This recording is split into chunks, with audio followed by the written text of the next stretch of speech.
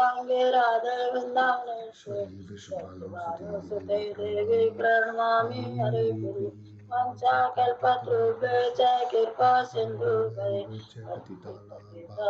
पावने वैष्णवाय नमो नमः। श्री कृष्ण चैतन्य प्रभु नित्यानंद श्री अद्वैत गदाधर श्रीवासदि गौरभक्त हरे कृष्ण कृष्ण कृष्ण हरे हरे हरे राम राम राम हरे हरे। नमो विष्णुपादाय कृष्ण पृष्ठाय भूतले श्रीमती भक्ति वेदांत स्वामिने नामिने नमस्ते सरस्वती देवी गौरवाणी परचारिणी निर्विशेष शून्यवादी पश्चात देशधारिणी।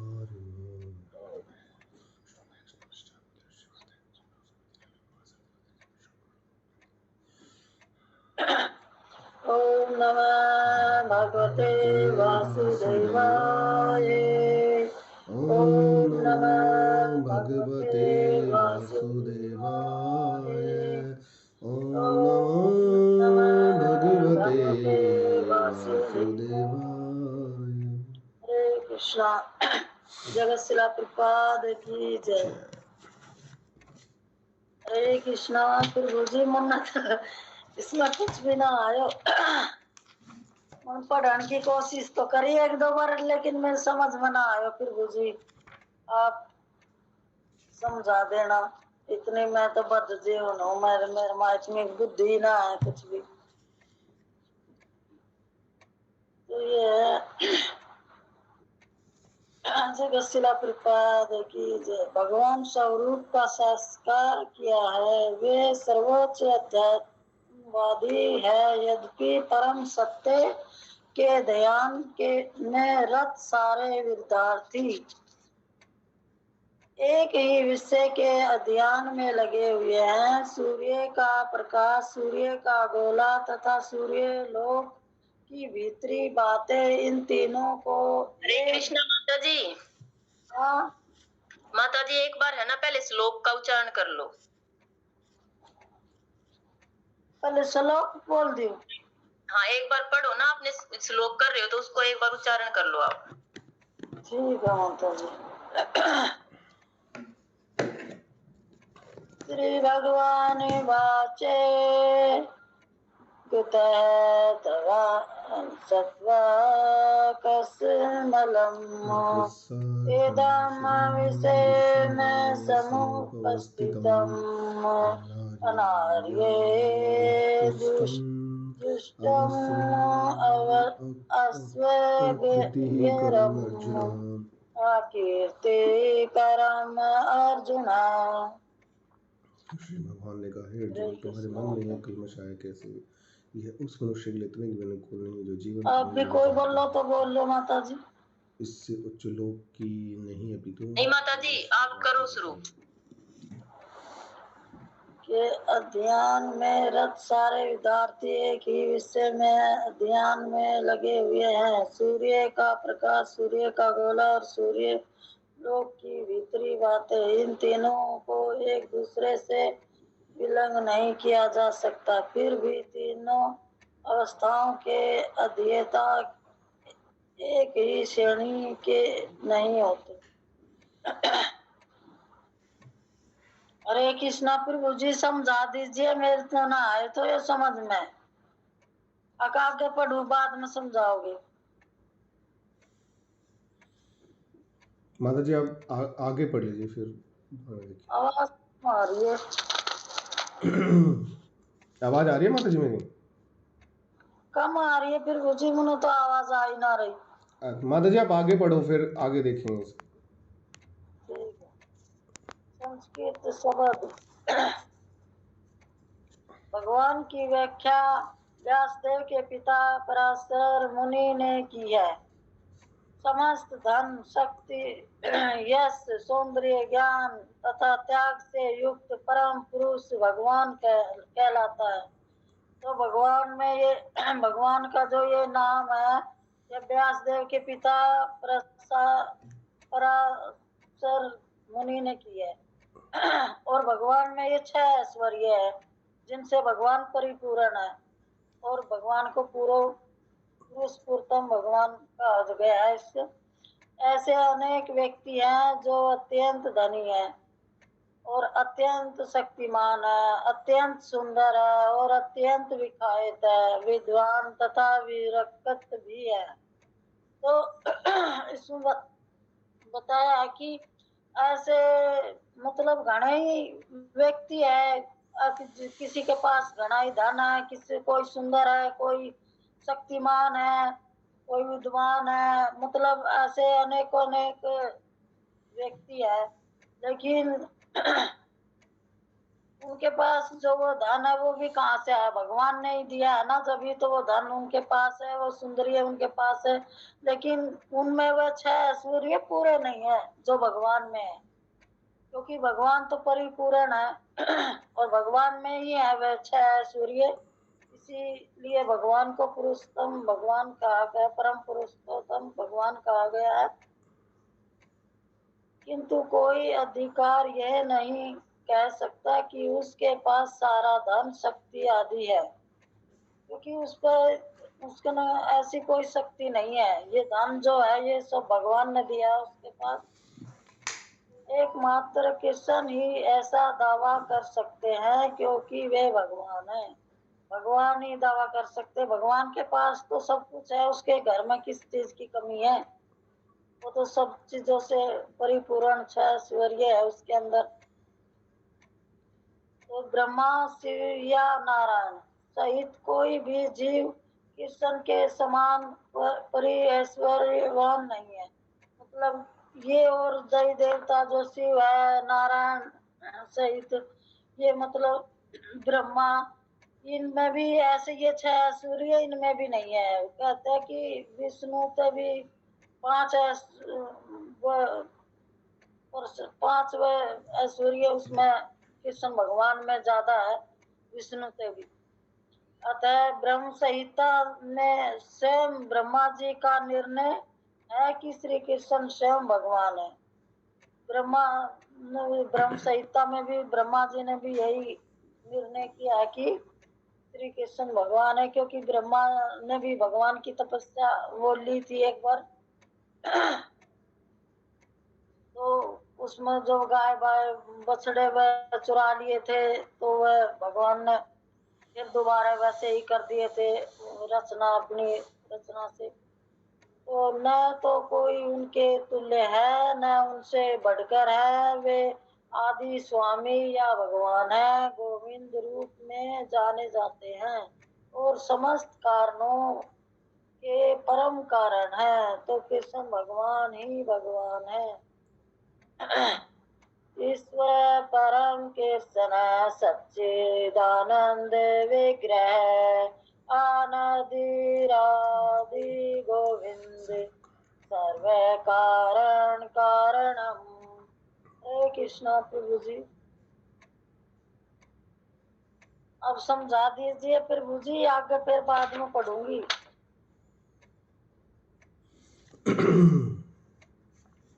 हरे कृष्णा माता जी। माता जी, अब ये सूर्य के बारे में पूछ रही है।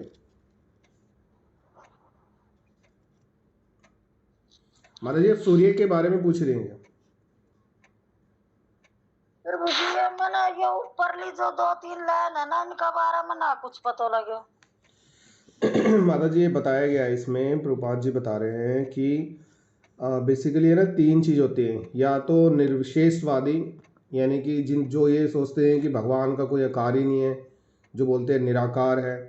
फिर दूसरे बोलते हैं परमात्मा या भगवान अंतर्यामी रूप में जीवों के हृदय में स्थिर है, यानी कि वो कम से कम ये मानते हैं कि भगवान है मगर वो हर एक जीव के हृदय में स्थिर है। और तीसरे वो हैं जो साक्षात भगवान की पूजा करते हैं। तो इनको प्रभुपाद जी ने सूर्य की 3 अवस्थाओं में किया है। जैसे सूरज जहाँ पर है, जहाँ स्थिर है, वो तो सूर्यलोक हो गया, और उसका जो प्रकाश चलकर हमारी पृथ्वी तक आ रहा है, अब हम प्रकाश देख पा रहे हैं, प्रकाश ही प्रकाश है।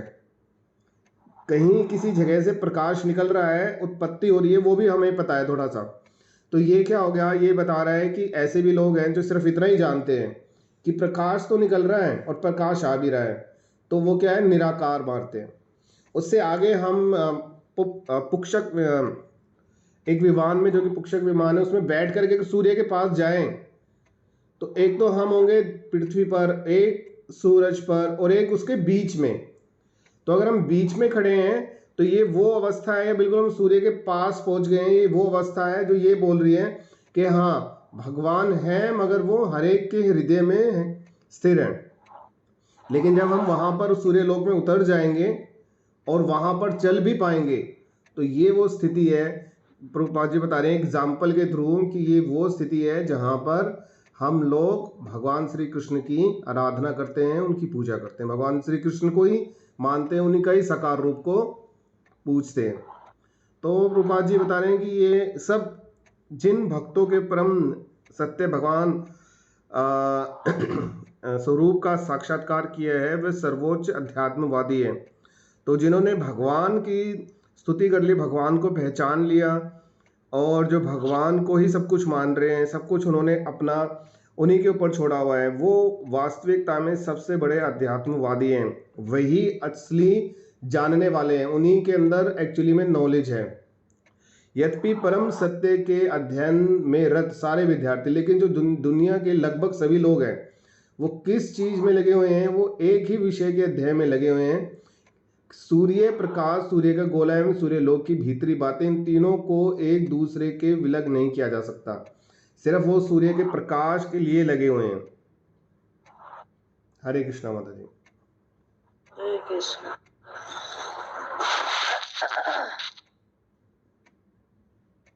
ऐसे अनेक पुरुष हैं जो भगवान के गुणों से युक्त हैं, किंतु कृष्ण परम है, क्योंकि उनसे बढ़कर कोई नहीं है। वे परम पुरुष है और उनका शरीर सच्चिदानंद में है। वे आदि भगवान गोविंद है और समस्त कारणों के कारण है। तो भगवान कृष्ण ही परम पुरुषोत्तम भगवान है और ये सच्चिदानंदी में है और आदि भगवान गोविंद है और समस्त कारणों के कारण। ब्रह्म संहिता में 5.1 में भगवत में भी भगवान के नाना अवतारों की सूची है, और मतलब कि अनेक अवतारों की जो भगवान ने लिए हैं, किंतु कृष्ण को आदि भगवान बताया गया है, जिनसे अनेक अवतार तथा ईश्वर विस्तार हुए। तो कृष्ण भगवान के अंदर से ही जो ये सारे अवतार आए हैं, ये सारे अवतार विस्तार हुए हैं, जो भगवान कृष्ण है उसी में से ईश्वर विस्तार करते हैं।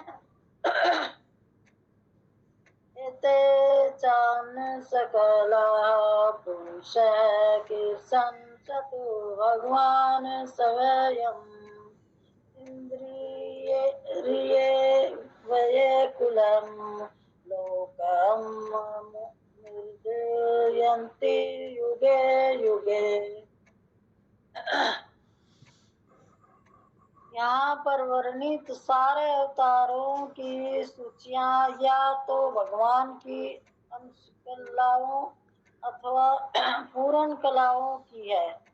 मतलब भगवान ने जितनी कला ये की है, ये पूर्ण कलाओं की है, किंतु कृष्ण तो स्वयं भगवान है। भगवत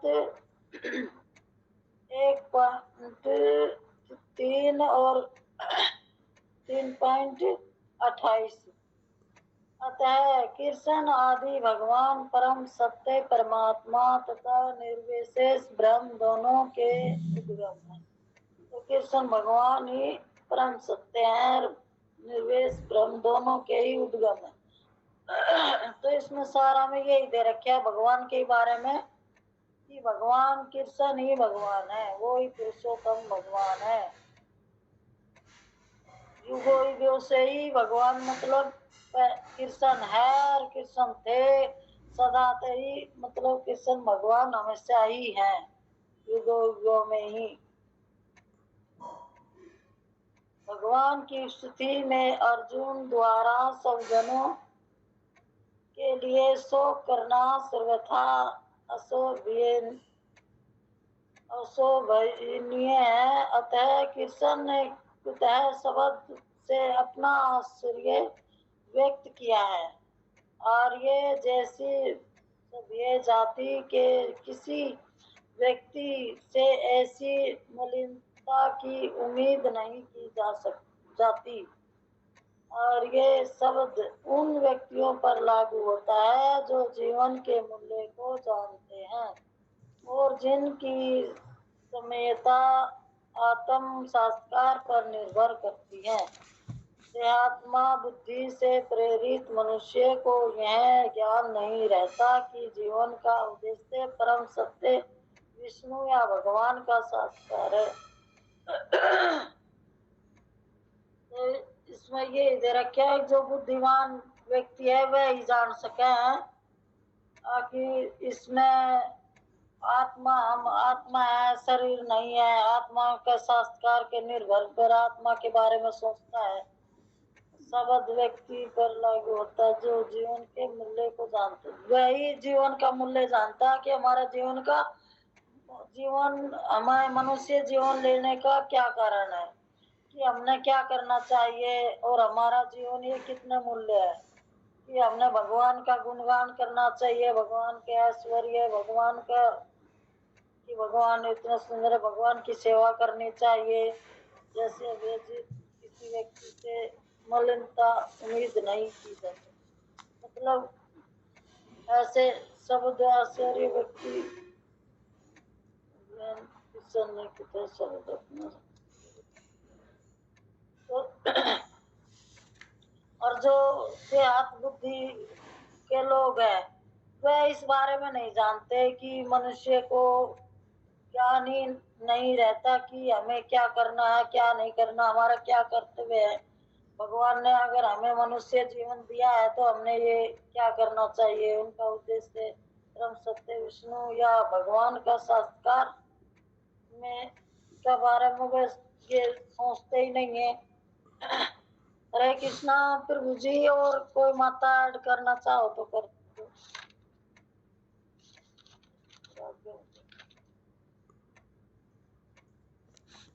गौरव प्रभु जी आप समझा दीजिए। हरे कृष्ण माता जी। माता जी ये यहाँ पे यही है कि भगवान की उपस्थिति में अर्जुन स्वजनों के लिए शोक सर्वथा अशोभनीय है। और भगवान कहते हैं कुतः कुतः का अर्थ है कि तुम्हारे मन में एक कलमश आया कहाँ से। क्योंकि अर्जुन का बारे हाँ, क्योंकि अर्जुन आर्य था। आर्य से आते हैं, आर्य कहलाते हैं। तो आर्य का अर्थ है जिसे ये ज्ञात हो कि ये शरीर नश्वर है और ये एक दिन नष्ट हो जाना है, और इसे भगवान की सेवा में किस तरह लगाना चाहिए, और ये भगवान का अंश है। और जिसको ये बात का ज्ञान ना हो वो अनार्य कहलाता है। तो यहाँ अनार्य जो अर्जुन था वो आर्य होते हुए भी ये बात करता है। तो भगवान कहते हैं कि तुम्हारे ये मन में आया कहाँ से कलमश। और क्योंकि वो एक क्षत्रिय भी था, और क्षत्रिय का ये कर्तव्य होता है कि वो जब ललकारा जाए उसे युद्ध भूमि में तो वो कभी भी पीठ नहीं दिखाता। और यहाँ पर उसको जो भगवान एक तरह से अशोभनीय कार्य बता रहे कि ये जो है कायरता का एक चिन्ह है कि तुम युद्ध भूमि से पीठ दिखाकर जा रहे हो, जबकि जो तुम्हें ललकारने के लिए यहाँ पे जो युद्ध भूमि में युद्धवीर इकट्ठा हुए हैं उनसे तुम्हें युद्ध करना चाहिए। क्योंकि भगवान ने शांति प्रस्ताव लेकर के गए थे वहां पे, और उन्होंने इस शांति प्रस्ताव को ठुकरा दिया था। वहां पर बड़ी सभा में भीष्म पितामह भी थे, आचार्य द्रोण भी थे, कृपाचार्य भी थे, सभी जो गणमान्य व्यक्ति थे सभी थे वहां पर। लेकिन उन्होंने सबने उस प्रस्ताव को अस्वीकार कर दिया। तो यहाँ पर जो अर्जुन शोक व्यक्त कर रहा है तो वो व्यर्थ का शोक है, क्योंकि सारे प्रयासों के बावजूद भी ये युद्ध किया जा रहा है, और जब युद्ध होते हुए भी वो अर्जुन पीठ दिखाने की बात कर रहा है, तो एक तरह से कायरतापूर्ण कार्य है। एक क्षत्रिय को ये शोभा नहीं देता। यही है इसका माता जी। हरि कृष्णा।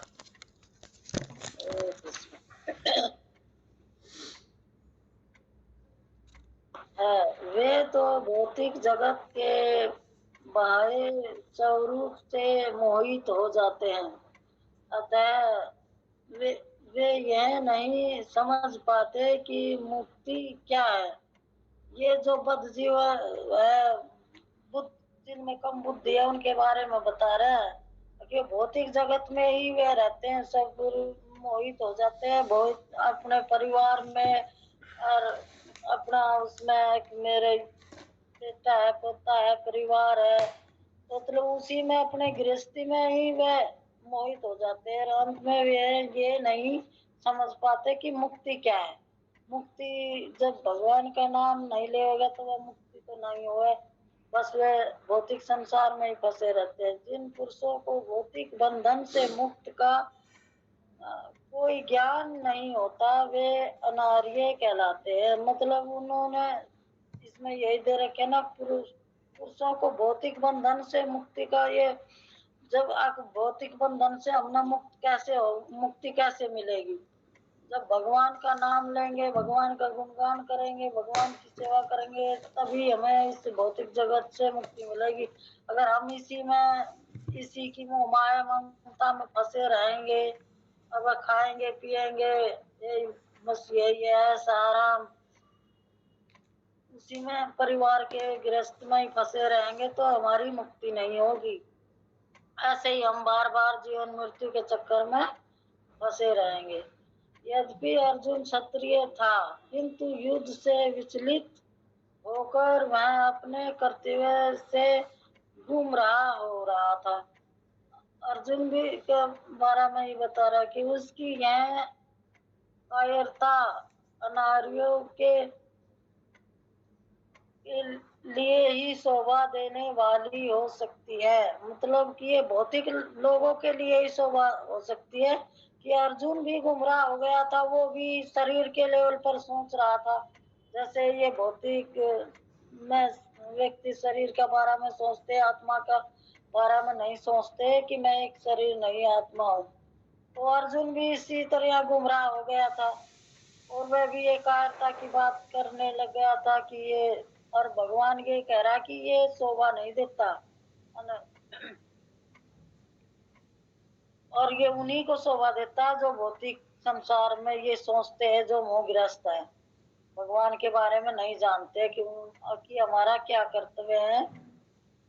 कर्तव्य पथ से इस प्रकार का विचलन न तो आध्यात्मिक जीवन में प्रगति करने में सहायक बनता है और न ही इससे इस संसार में आयति प्राप्त की जा सकती है। भगवान कृष्ण ने अर्जुन द्वारा अपने सज्जनों पर इस प्रकार की करुणा का अनुमोदन नहीं किया। और तो ये कि भगवान वो किस अर्जुन को ये के बारे में ही समझा रहे हैं कि आध्यात्मिक जीवन में प्रगति नहीं होगी जब हम ये भौतिक के बारे में, शरीर तक के लेवल तक सोचेंगे, भौतिक संसार के बारे में, इसमें भौतिक में ही मोहग्रस्त रहेंगे, तो आध्यात्मिक जीवन में हमारी प्रगति नहीं होगी, न इससे इस संसार में खायते प्राप्ति की जा सकती है। भगवान कृष्ण ने अर्जुन द्वारा अपने सज्जनों पर इस प्रकार की करुणाएं अनुभव किया, तो अर्जुन द्वारा ही भगवान ने ये बताया, हमने ये ज्ञान दिया है जो अर्जुन को समझा रहे हैं, तो हमारे जैसे भौतिक लोगों के लिए है कि हमने किस तरह भगवान की सेवा करनी चाहिए, किस तरह हमने शरीर के लेवल पर नहीं सोचकर आत्मा के लेवल पर सोचना चाहिए कि हमारा कर्तव्य क्या है, हम किस लिए इस मनुष्य शरीर में आए हैं और हमने शरीर की मुक्ति किस लिए मिलेगी। तो जब तक हम भगवान का गुणगान और ये भगवान का वो नाम नहीं लेंगे तो ना तो हमें मुक्ति मिले और हम जन्म मृत्यु के चक्कर में ऐसे ही गिरे पड़े रहेंगे। हरे कृष्णा प्रभु जी।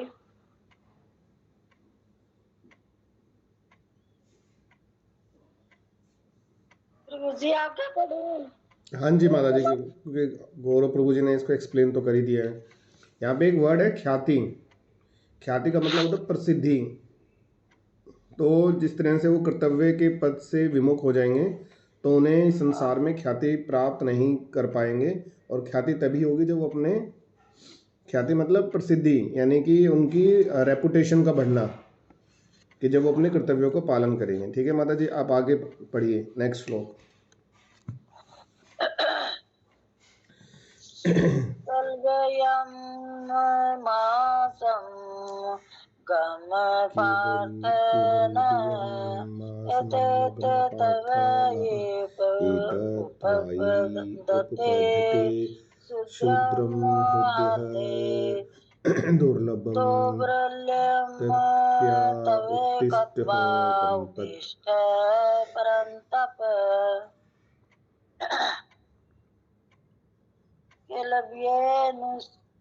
ये वाला भी पढ़ू ना फिर मुझे ना, जो नीचे है ये। हाँ जी माता जी, शब्दार्थ है ना, ये भी पाप पढ़ो। नपुंसकता माम सम मत गम प्राप्त हो पार्थ, हे पार्थ पुत्र न कभी नहीं एतेत यह तभी तुमको उपपद्यते शोभा देता है। शूद्रम तुच्छ हृदय की दौर्बल्यम दुर्बलता कवता त्याग पर उत्तिष्ठ खड़ा हो परंतप, हे शत्रुओं का दमन करने वाले। तो ये भगवान आगे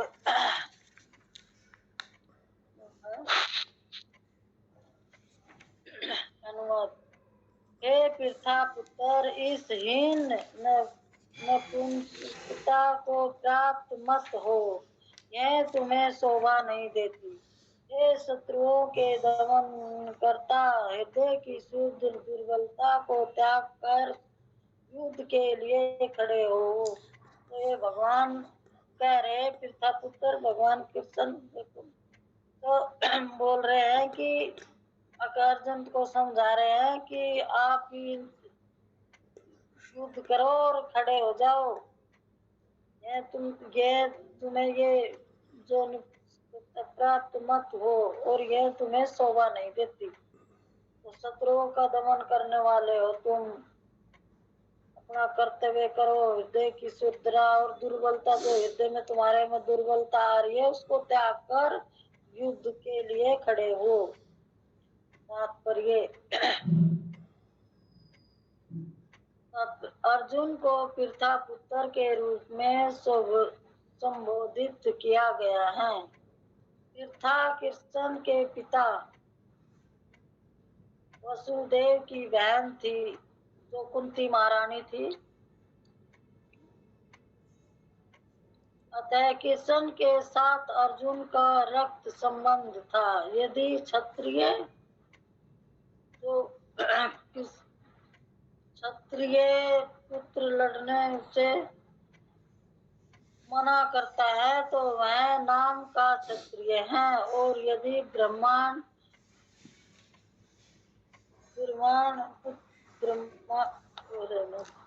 माता जी, ब्राह्मण पुत्र उपवित्र करता है तो वह नाम का ब्राह्मण है। तो इसमें यही दे रखा है कि जो अर्जुन को भगवान समझा रहे हैं कि अर्जुन को पृथा पुत्र के रूप में संबोधित किया गया है। तो पृथा कृष्ण के पिता और वसुदेव की बहन कुंती महारानी थी। अतः कृष्ण के साथ अर्जुन का रक्त का संबंध है, मतलब उसकी बुआ का वो था बेटा।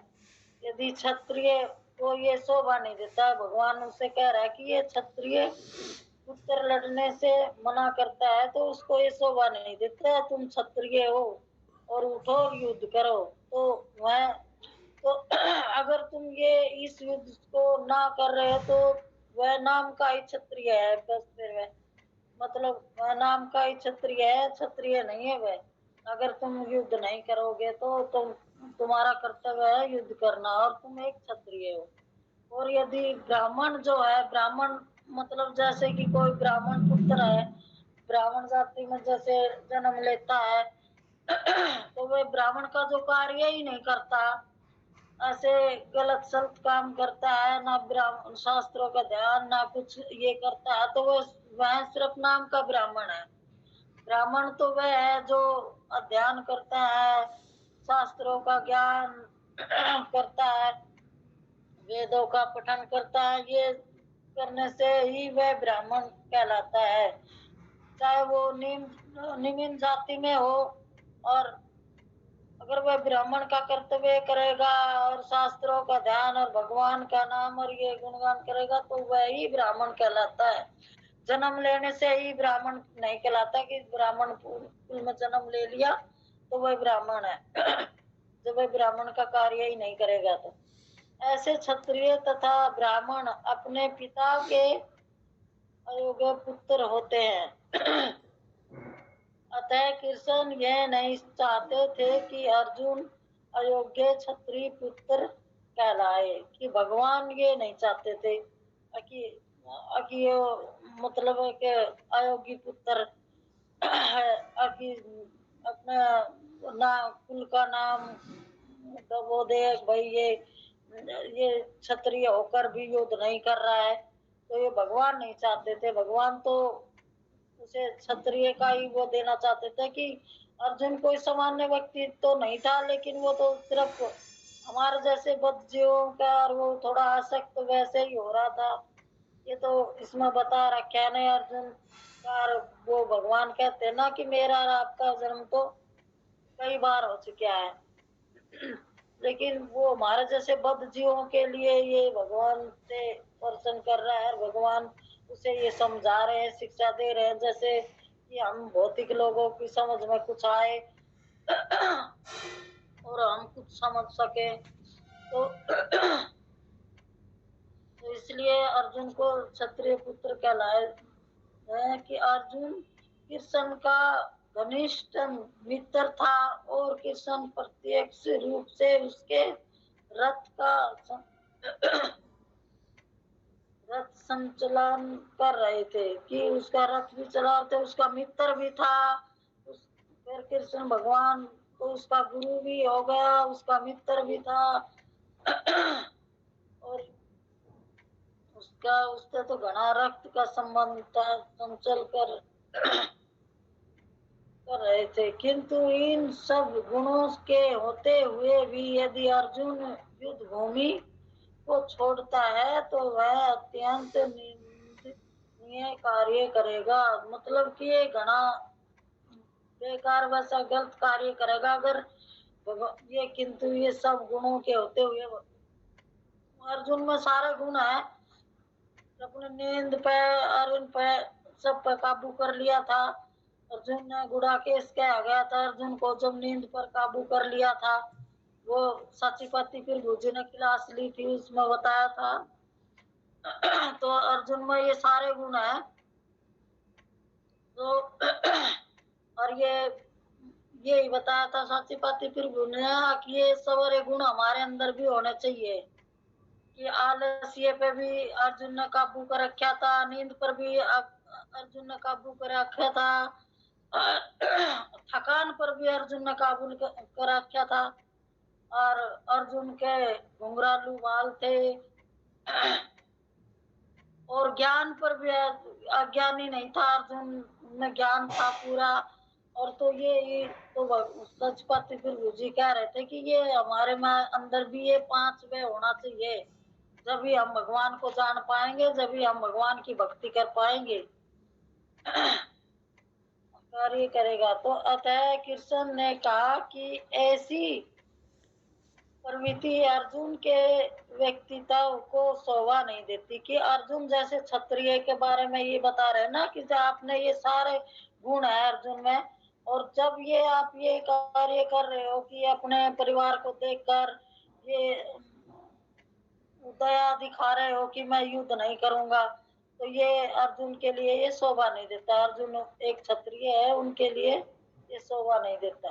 अर्जुन यह तर्क कर सकता था कि मैं परम पूज्य विषम तथा सब जनों के प्रति उदार दृष्टिकोण के कारण युद्ध भूमि छोड़ रहा है।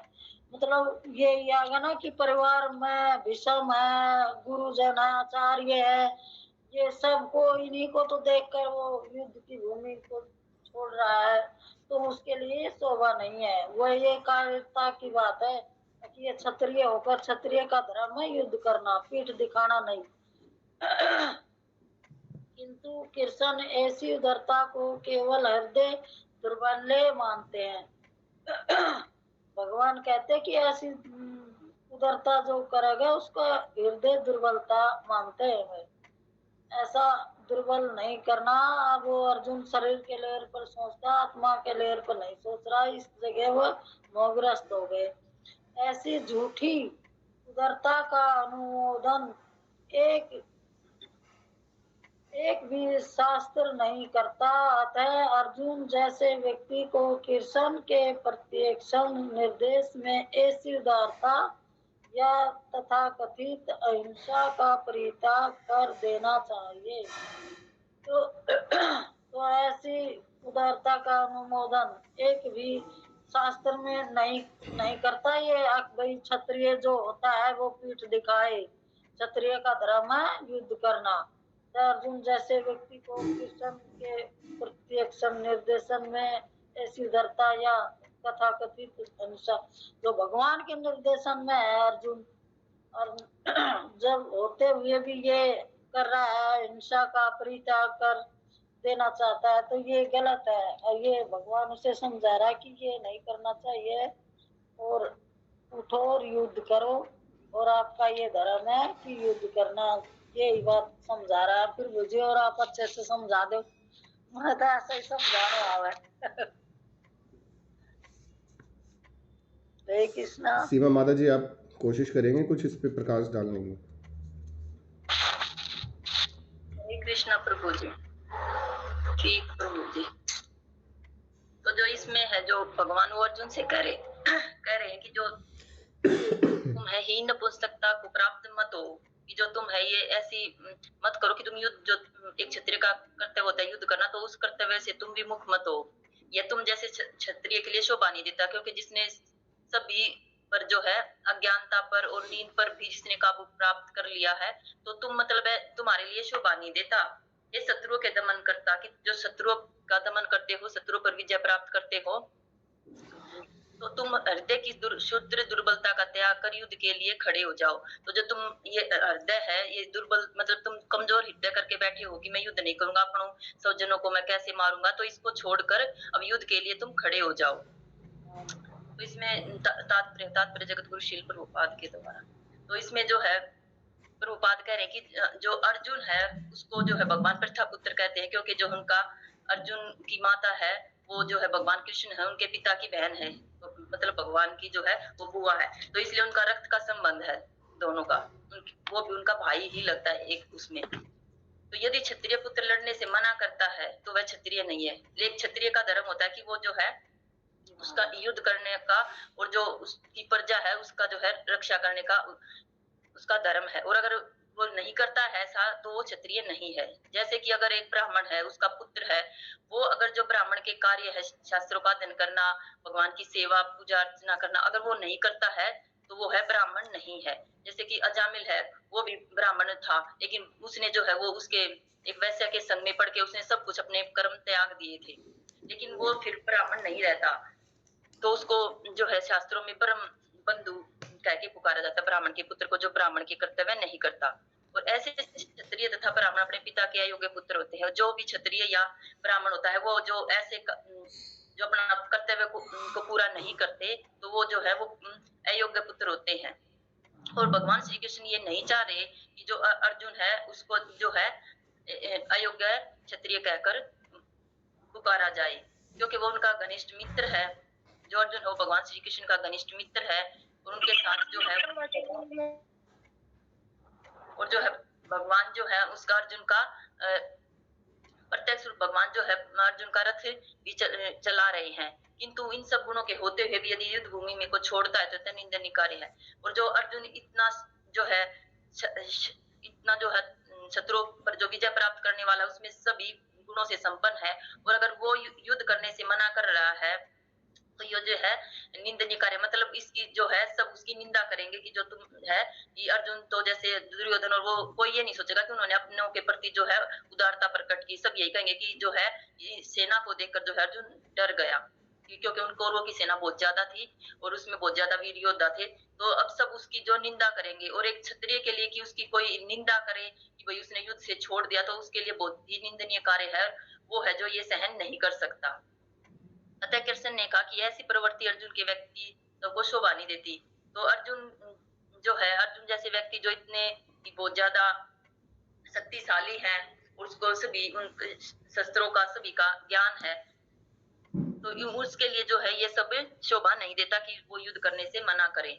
अर्जुन यह तर्क कर सकता था कि वह परम पूज्य भीष्म और स्वजनों के प्रति उदार दृष्टिकोण के कारण युद्ध भूमि छोड़ रहा, किंतु ऐसी उदारता तो केवल हृदय दौर्बल्य मानते हैं। तो इसमें भगवान कह रहे हैं कि अर्जुन ऐसा मतलब ये तर्क दे सकता था कि वो जो अपने जो भीष्म पितामह है और जो अपने उनके स्वजन है या गुरु द्रोण है और उनके जो कौरव उनके भाई हैं, तो जो है उनके प्रति जो है वो उदार हो, उदारता का प्रदर्शन करी, मैं इनके अपने स्वजनों को नहीं मारूंगा। तो भगवान कह रहे कि ऐसा उदारता प्रकट करना जो है उसका जो हृदय दुर्बलता, उनका हृदय जो है वो कमजोर है, ये उसको दिखाता है। और ऐसी झूठी उदारता का अनुमोदन एक शास्त्र भी नहीं करता, और कोई भी शास्त्र ये नहीं कहता कि एक क्षत्रिय को जो है युद्ध भूमि छोड़कर जाना चाहिए।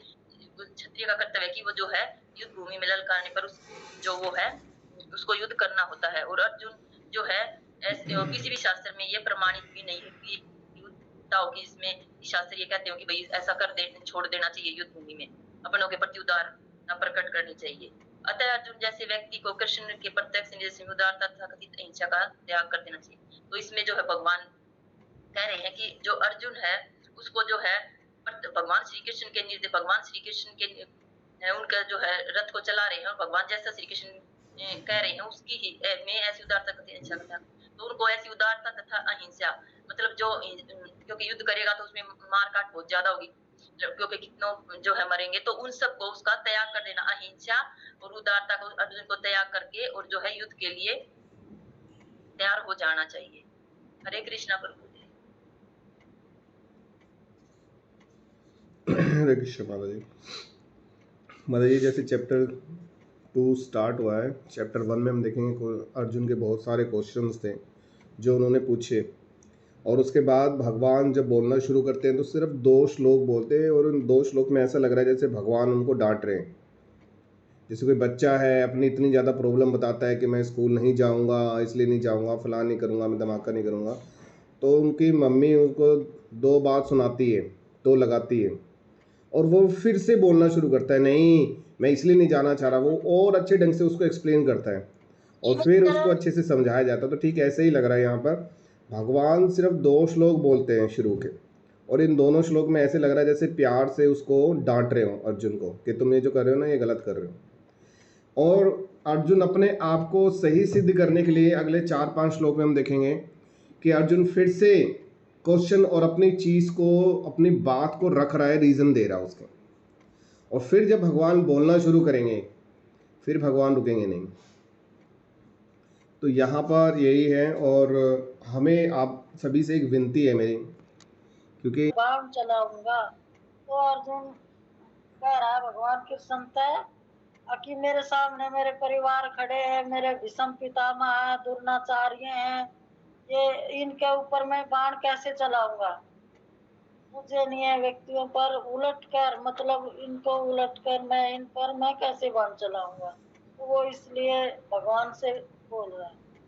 तात्पर्य, भीष्म पितामह तथा द्रोणाचार्य जैसे सम्माननीय व्यक्ति सदैव पूजनीय है। यदि वे आक्रमण भी करे तो उन पर उलट कर आक्रमण नहीं करना चाहता।